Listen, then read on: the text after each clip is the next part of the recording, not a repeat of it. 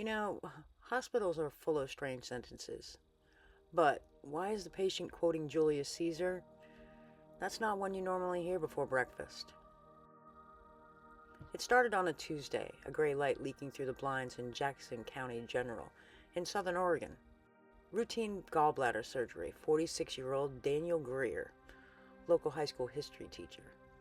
No complications, no drama, until he woke up and started speaking fluent something. The nurse thought it was Latin. The anesthesiologist thought it was Italian. And Daniel's wife figured he was doing that thing he does after 2 beers in the History Channel marathon. Only this time, he didn't stop. For the first 6 hours, Daniel Greer recited what sounded like a medieval sermon. Perfect rhythm, perfect pronunciation, and absolutely no idea what he was saying. The hospital wrote possible post-anesthetic confusion. His wife wrote divorce in her diary. The first diagnosis was polite, transient postoperative confusion, which is hospital code for, we have no idea, but let's sound professional about it. Daniel Greer sat up in bed, still groggy, still speaking that same ancient-sounding language. Every time the nurse asked a question, he answered fluently, confidently, and completely unidentifiably. When she told him to squeeze her hand, he launched into what sounded like a courtroom argument from 200 BC.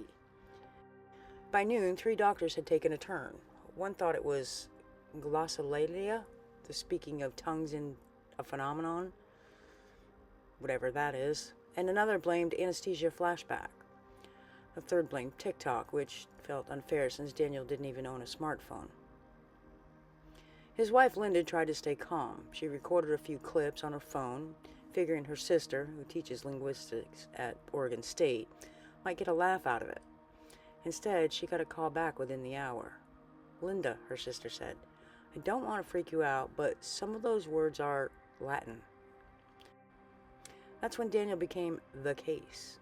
And in a hospital where the weirdest things that usually happen are a moose on the lawn, it's about to get a lot weirder.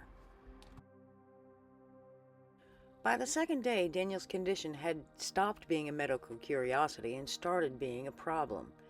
He still couldn't speak English, still refused translation apps, and sounded like the world's most confident museum guide.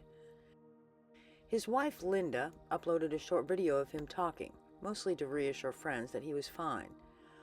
By morning, it had over 200,000 views. The comments were split evenly. This is fake, this is a demon, and bro, unlocked DLC content for Latin. Somewhere in that chaos, a linguist from the University of Oregon saw the clip. She didn't believe in miracles, but she did believe in morphology. And Daniel's words had structure, inflection, repetition, syntax, and everything except modern context. She drove 3 hours to Jackson County General, walked into his room with a notebook and a look that said, I'm about to get some tenure for this. After 5 minutes of listening, she turned to the doctors and said, he's not speaking Latin, but whatever it is, it's built from the same bones, which is an academic term for, you might want to call the press. By day 3, Daniel Greer had gone viral, which is impressive for someone who still didn't speak English. The hospital's front desk was taking more calls from reporters than from actual patients. Someone on Reddit had already diagnosed him with possession, reincarnation, and linguistic déjà vu. News vans filled the parking lot. Producers promised his wife everything from exclusive interviews to movie rights. She said she'd settle for a nap. Inside, the linguist, Dr. Harper, kept listening, notebook open, headphones on. The language still wasn't real, but it was organized. Conjugations, tenses, repetition, like someone had mixed Latin, Old English, and a migraine. She told the doctors, it's not gibberish. His brain is building a system. He's just the first person to speak it. That went over about as well as you'd expect. The hospital director called a press conference. He tried to explain it was a rare post-anesthetic cognitive anomaly. Reporters translated that to man wakes up ancient. By that evening, Daniel Greer was trending in 7 countries. And somewhere in between medical marvel and portal to the past, a neurologist in Poland picked up the story and decided it was time to pay Jackson County a visit. By the time Dr. Amelia Rowe arrived from Poland, the hospital had a waiting list, not for surgery, but for selfies. She was pushed through a crowd of journalists asking if Daniel was channeling history. She said no comment, which in her case meant absolutely not, but I don't have the energy to explain neuroplasticity to strangers. Dr. Rowe specialized in post-traumatic language disorders, strokes, head injuries, the occasional "my uncle started speaking French after lightning hit his shed" situation. She didn't believe in miracles. She believed in the brain's capacity for nonsense. After running a few tests, she found something strange. Daniel's language centers weren't damaged. They were overactive. The regions tied to memory and speech were firing like a Christmas tree. It wasn't regression, it was improvisation. Rowe described it this way. Imagine your brain trying to reboot, but instead of loading your old files, it just invents new ones. The linguists called it proto-language synthesis. The doctors called it impossible. Daniel just smiled politely and said something that sounded very much like, "I told you so." For the next week, Daniel Greer became the most studied man in Oregon. He had MRIs, EEGs, and more acronyms than anyone deserves even before breakfast. Every test said the same thing. His brain was fine, just doing extra. Dr. Rowe called it hyperassociative recall. The linguist called it a spontaneous language reconstruction. Daniel called it a Tuesday. When they mapped his speech pattern, they found roots in multiple extinct languages. Latin, Old Norse, bits of Sanskrit, even some Proto-Germanic volume sounds. It was like a linguist smoothie no one ordered. One neurologist suggested that Daniel's brain was pulling stray fragments from forgotten words stored deep in memory.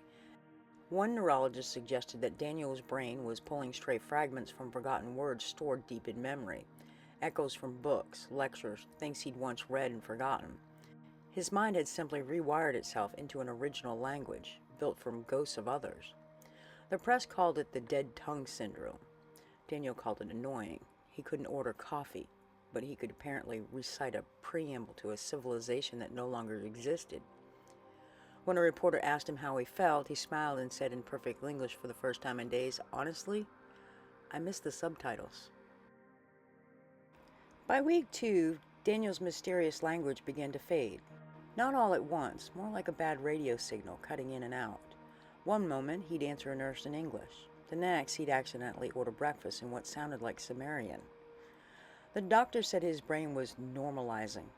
The linguist said it was a regeneration to baseline. Daniel said, "Good, I was running out of verbs." When the camera stopped showing up, life at Jackson County General slid back to normal. Well, except for the occasional journalist who wandered in to ask to see the time traveler. A few follow-up scans showed nothing remarkable. No trauma, no damage, no divine intervention. Just a healthy brain that, for one odd week, had decided to reinvent a language. Before leaving, Dr. Rowe stopped by Daniel's room one last time. She told him, "You're the most fascinating case I'll never understand." He smiled and said quietly this time something she didn't recognize.